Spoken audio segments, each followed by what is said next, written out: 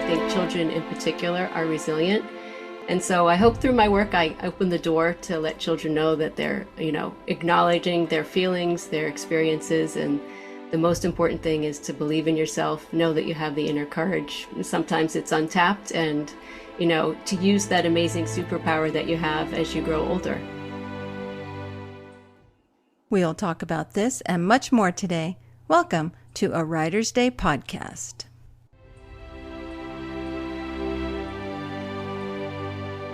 Hey everyone, welcome back to a Writer's Day podcast. I'm so happy that you're here because I created this podcast for you. Folks who want to listen to best-selling, award-winning authors talk about their amazing books, but also to listen to their writing journeys because they are so often filled with overcoming obstacles and rejection, and yet they kept going. And so you can be really encouraged by them. And for folks who want to learn more about the writing craft. So welcome to A Writer's Day. My name is Ruth Douthit, and I'm an award-winning best-selling author. And also head over to my website to sign up for my newsletter where you can learn more about my upcoming projects like my Christmas novella and my next coloring book about dragons and castles. That's artbyruth.com. Okay, let's get started. Steph Katzovi is based out of New York City. And when she was in third grade, she announced that she was going to be an author. And even after her life took many different twists and turns, she's finally there. And she's here today to talk about her middle grade books, the Camp Hillside Series. And it's wonderful. You're going to love this episode. So you know the drill. Grab your favorite beverage, a comfortable chair, kick back and relax as we listen to Steph talk about her Camp Hillside series.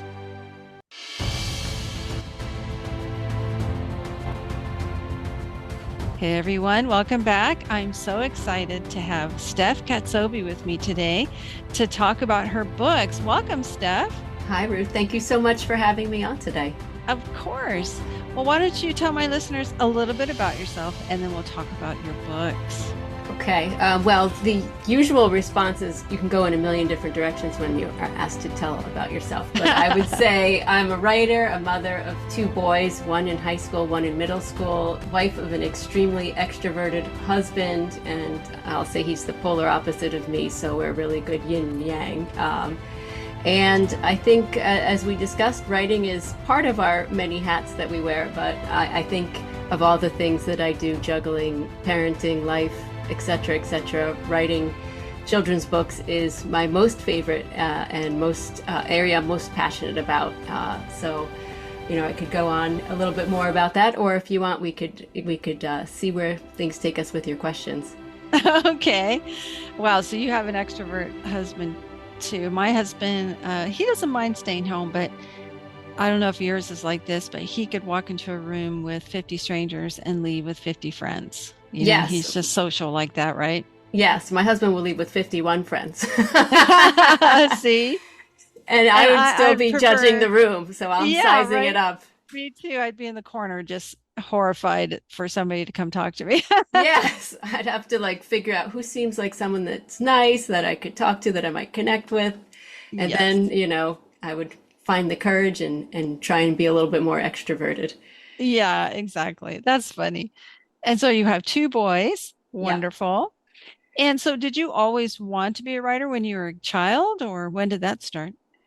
There's a really actually funny story about this. So when I was little, I don't know about you, but sometimes you got the essay from your English teacher of what do you want to be when you grow up? And so in third grade, I got this essay. And if you could see what I'm doing, I'm looking at a framed version of what I have on my desk, which is when I grow up, I want to be an author. And the irony of it all is what I wrote when I was in third grade is so close to what I actually ended up doing. And there are a bunch of funny paths that I took in between saying I wanted to become an author and then getting to the actual point of being an author. My training is I was an English pre-law major in college, and I wasn't sure what I wanted to do. So I said, well, maybe I'll go to law school because I'm certainly not equipped to do anything in medical school, and I don't really understand what business school means, and grad school sounds too specific. So law school could give me sort of an all-purpose degree. And I have to say, within like the first week of going to law school, I said, oh, this is not for me, but I think it'll be a really good education and a really good background in whatever it is I ultimately end up doing. And I, of course, gravitated to all the legal writing and legal research classes. And when I graduated law school, I looked for anything that was writing related. And the one thing I found was the one area that I didn't like, which was tax law. But Mm. again, life is all about seizing opportunities and just going with whatever experience it is, and you don't know where it will take you. And so from there, I worked at a company that I realized wasn't the right fit. So I found a job at a company called Deloitte, and I started to make my way into the world of corporate communications. And I was there for many, many years. And then when I had my first son, I had the notion that maybe in the back of my head, writing children's books was where I wanted to ultimately end up. And then when I had my second son, I said, you know what, I really want to be home to take a big part in raising them. And maybe I can find the time to write a book in between all the things that you have to get done in a day. And Mm. it took me, I would say, 5 years plus my entire childhood to finally get that first story out on paper. But I think it was worth the wait. And so going back to where I was in third grade to where I ultimately got to many, many years later was just so rewarding. And I really consider myself fortunate. And I have to thank my husband for giving me the support and the confidence that I could actually make such a big switch in my life. Oh, wow. I love that. That is so great. We have a lot in common. Oh, I had a fourth yeah. grade. Yeah, I had a fourth grade teacher who kind of set me on my path. But that is so neat that you in third grade got that, you just had that in your Yeah. mind. For me, it was I wanted to be a teacher. Ah, And that didn't happen until I was uh-huh. like, in my 40s. So, Right. but yeah, that is so amazing that you wanted to always be an author. And it took a while, but you Yeah. finally got there. That is so incredible. I'd like to say that I've always been a really good planner, but the timeline is, is variable. But Yeah, it that's is true. kind of true. Like I planted Hmm. the seed and I'm a high achieving person, so I guess I felt the need to follow through eventually, but I'm so Yeah. glad that I did. And that's neat. And because for me, when my son started school, I wanted to just stay home too. And so I quit my job and was a stay-at-home mom so I could be there for him when he got off the school bus and walk him Hmm. home. And that's when I started to draft some of my stories. I never really thought about being an author, but I was definitely an artist. I wanted to maybe illustrate some children's books. Hmm. So I started to write in those in between times of taking care of the house and my son and all that stuff. So yeah, Right. we have a lot in common. That is Yeah. so neat. I think we probably both traded on sleep a bit too, but Oh yeah. Oh yeah. that's Still that's a don't. yeah, me too. Yeah. My kids Still are don't fairly sleep much. self-sufficient, but there's Yeah, right. there's enough to fill up 2 days in I'm sure your life Exactly. and mine. Yes, exactly. Yeah, not much sleep, but you'll sleep when you're dead, right? That's That's what they right. say. Exactly. Exactly. It's amazing what you could do on little sleep. Like I find that I'm incredibly productive the less sleep I get. Mm, I don't know. I guess, yeah. motivation is a good thing. Yeah, that intrinsic motivation. People always ask me, "How do you do it?" And I said, "Well, my husband does the laundry, and so that really does help." Oh, you're lucky. My husband makes the laundry. Now you're calling in from New York? You're in New York? Yes, yes, I Oh, am. wow, wonderful. In the city though, right? In the city. And honestly, I never ever wanted to live in New York City. I grew up in upstate New York and I Oh. was brought to the city because of law school. I went right out in Brooklyn Heights. And after law school, I met my husband and he worked in the city. So there was no chance for me to escape after that. But Mm. someday I would love to go somewhere not New York City because I realized I've never lived anywhere but in New York my whole life in different parts of New York. I went to college in New York, I went to law school, I went to the city afterwards. And, Yeah. I feel like that's the one thing I have to put out there in the universe so that I can make it happen eventually. Yeah, exactly. Yeah, try and get back up there to the country. Yeah. Neat.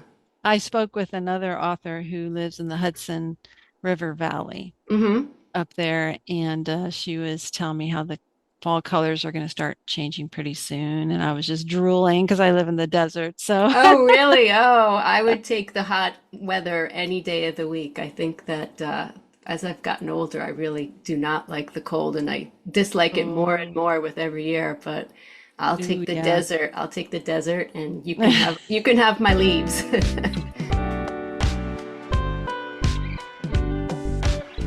Well, let's talk about your amazing books. Tell us about Miss Communicamp and and Hurricamp and all these other stories that you have.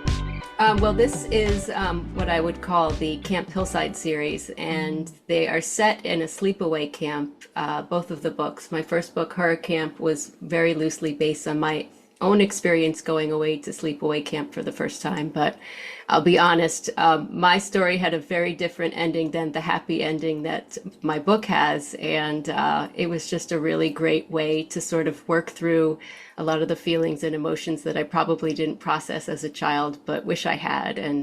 And so it's a better version of the actual story, and it's got a much better plot and much more humor than what I faced when I was at sleepaway camp. But it's a really fun book with a lot of good lessons, and the main character is this young girl who has all these misadventures, and you're like laughing and feeling sorry for her at the same time. But ultimately, there's just a lot of good lessons for kids and even grown-ups who read the book as well. It's about facing difficult situations, finding your inner courage, and triumphing over the challenges that you experience pretty much at any stage of your life. And then the second book, Miss Communicamp, is the sequel, and that deals with another common adolescent theme of friendship, which, again, as adults, we face all the things that we experience as children, but, just hopefully in a wiser and more mature package.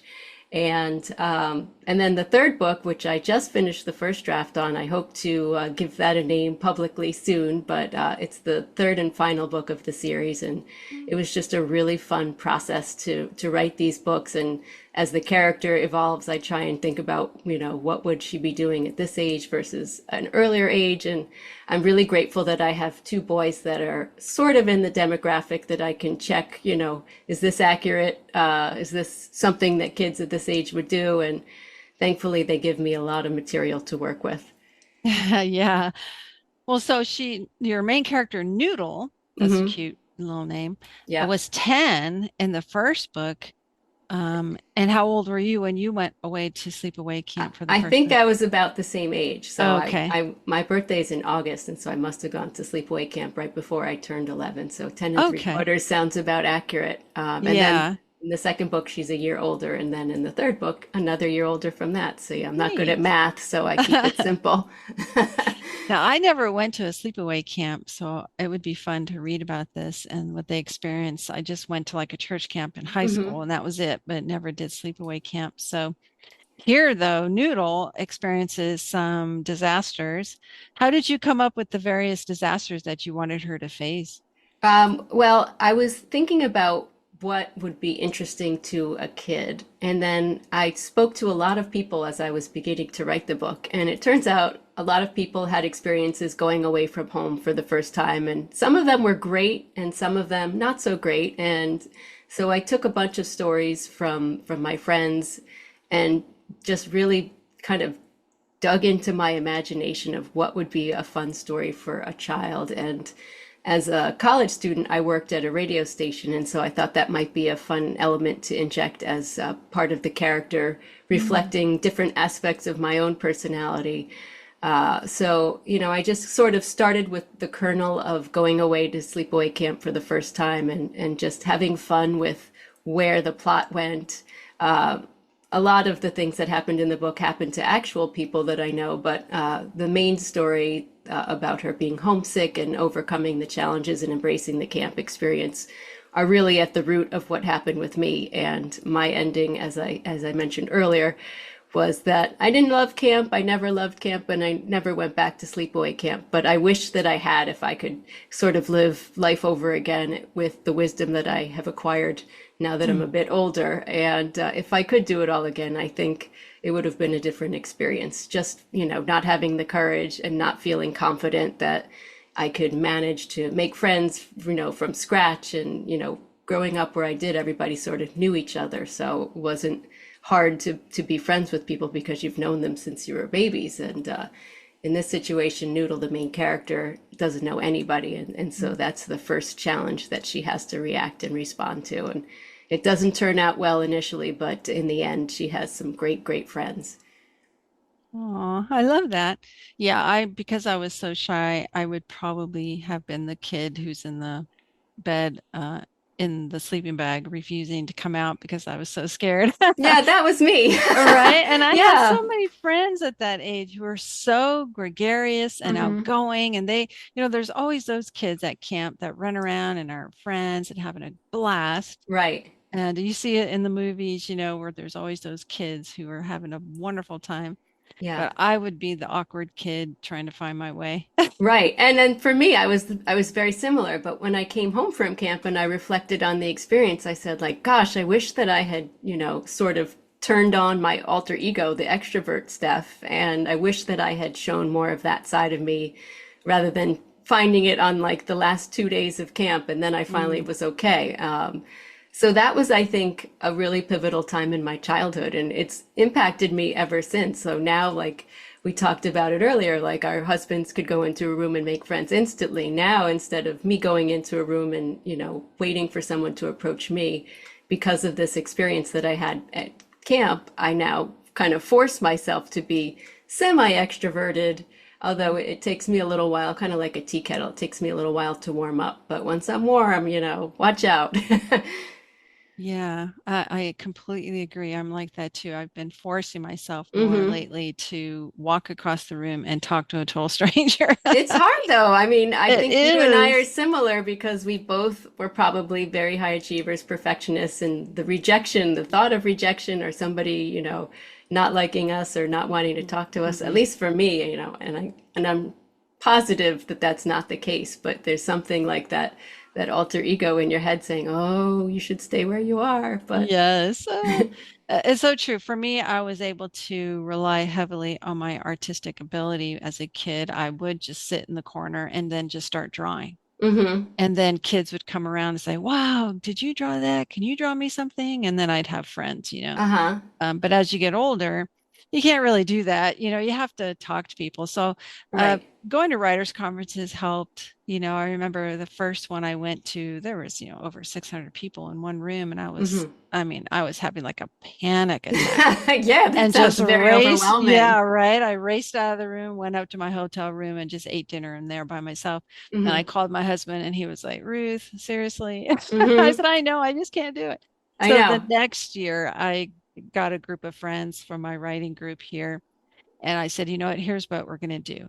We're going to sit at a table, Hmm. the six of us, and we're going to stare at the door. And if we see a woman walk in the door and she just looks petrified, we're going to wave to her and have her sit at our table." And they said, "Oh, okay, okay." Hmm. So we did that. And sure enough, you could always spot that woman who walked in and she just had this, wide eyes, petrified Hmm. look on her face. And Hmm. we'd say, "Hey, come sit over here." And she would just look so relieved. And so she would sit down. And some of those ladies I still am friends with on Facebook. One of them came all the way from Australia, and I still keep in touch with her on Facebook. Wow, This was that's in awesome. 2015. This all happened in 2015. But when we left the conference, like 5 days later, we had new friends and we all felt Hmm. so much more comfortable. And so I would hope that a lot of folks would give it a try. It's not easy, Yeah. but Well, we introverts have to, and this podcast has really helped me too. If you had asked me 10 years ago, "Are you going to host a podcast and talk to total strangers?" I would have laughed and said, "Yeah, right. I don't think so." right, right. No, it's true, and I have the same view. Like I would never have done podcasts, but for the fact that I'm really passionate about my work, and I think you sort of said it. Like art is a really good way for us to make connections with people, and creating positive change through our work is kind of how we can make a difference in the world. And that's sort of the philosophy that grounds why I'm a writer. I took Mahatma Gandhi's quote, "In a gentle way, you can shake the world," as sort of how I'm motivated, what my mission statement is. And so I kind of want to shake the world in a gentle way by writing these positive stories about relatable, real characters that you can learn from or you can see yourself in. And, it's really kind of a wonderful thing when you can take what you find your strengths to be and help overcome some of the challenges you have. For me and you, it sounds like being shy is something that could have held us back, but thankfully we've realized what our gifts were and have applied it into a strength. Well said. And you're really teaching your sons a lot too, Yeah. Well, and it I, helps. I would add that on my website, I have a monthly blog that I write for myself, which is sort of the lessons I've learned from childhood and reflecting on that as an adult. And then I also have a separate blog that's from Noodle, the main character in my Yeah. book's point of view. And my children will be very upset when I say this, but the material for the Noodle blog comes from what they do in their lives. So I have new material that crops up just about every day. In fact, my son had a really funny thing that happened at school that I said, "Oh, thank you so much for the material for my next blog." And he's like, "Wait, was it that thing that happened 2 days ago?" And I was like, "Yeah." And he goes, "Oh, shoot. Oh, why'd you have to write about that?" And I'm like, "Nobody will know it's you." That is so cute. And yes, listeners, head over to Steph's website, steph.katzovi.com, and she has Noodle's blog there. And I was looking at it. That is so great. I love it. So you're writing in her voice all these Yeah. different stories. That is so wonderful. It's really like, other than writing books, I think I could write blogs like every day because it's just like the fun of writing a short story that you get to control. And, from the children's blog, the Noodle blog, it's really, really funny and so true to life because I take them from my children. And then for my blog, the Steph's blog, it's ripped from my own experiences in life. And when you look back on your childhood, it's really, I find quite humorous all the things that I experienced, but it really has an impact on who you become as an adult. And I've been strikingly consistent in who I have been and who I am. And it's actually funny to go through the exercise of looking back as you look forward. Well, so what do you want readers to take away from the Camp Hillside books? I think for me, writing for children, I've realized over the years that adolescence is this really important time in your life. It's when you form your identity. It's, having an understanding of who you are in the world and what's important to you. And, I thought about it when I was thinking, well, what age do I want to write for? And I realized like 8 to 12, the middle grade years, is a really important pivotal time in a child's life. And if you think about it, you're only a kid from, let's say, 0 to 18. And assuming you're lucky enough to live into your 70s or longer, you've still got more than 50 years as an adult. It's a pretty long time. So if I could take this moment to make a positive impact on someone's life during those adolescent years, it can help set the stage for the next 50, 60, 70, who knows how many. But, life is tough at any age. And I think children in particular are resilient. And so I hope through my work, I open the door to let children know that they're, acknowledging their feelings, their experiences. And the most important thing is to believe in yourself, know that you have the inner courage. Sometimes it's untapped and, to use that amazing superpower that you have as you grow older. Such a message of hope. And Yeah. that's what kids and parents need to have. Because I'm sure some parents are going to buy these books and read them to their students or their children. So I think that's a powerful message for even parents to have too. Yeah, Wonderful. I hope it's something that's relatable to people at any age, because I sometimes go back and flip through. I'm like, yeah, I went through that too, and Mm. I'm no longer Hmm. 10 and 3/4. Far from it, Yeah. very far from it. Yeah, that's great. Well, so what's coming next for you down the road? Well, I hope to get in a good place with the draft of my third book, and once that's out, that's as it's not like you snap your fingers and the book is ready to go, but it'll be a Yeah. really fun process. The editing process, I wish I could fast forward, but Yeah. getting it to a good place will be my fall project, and then working on getting it ready for publishing will take a few months. But I hope to have it out in the spring of I will say optimistically spring or early next year, and then who knows? I think maybe there's something to focusing more on my blogs, or if there's some inspiration that strikes for another book, we'll see. But I'm trying to let the universe give me direction and see what falls in my lap. Yeah, I love that. That's great. Yeah, maybe you have another series Yeah. in you that you can bring out. Wonderful. Well, so is Miss Communicamp out in the world? Yes, both Horror Camp and Miss Communicamp are available on all major online retailers, whether it's Amazon, Barnes and Noble, Wow. Target, Walmart. Just, hit the search engine and spell my name, and you'll see it. Yeah. And listeners, head over to her website, StephKatzovi.com, where you can learn more about her, read her blogs, and you can even purchase her books there on her website. So head over there. And Steph, this has just been wonderful getting to know you, and I love these books. Great idea, and we all look forward to your next series. Thanks for joining me today. Thank you so much. This was really a pleasure, and I had such a great time. You're amazing as a host and as a person. That was so fun to talk with Steph Katzovi. I mean, I just met her and I feel like I've known her all my life. We had so much in common.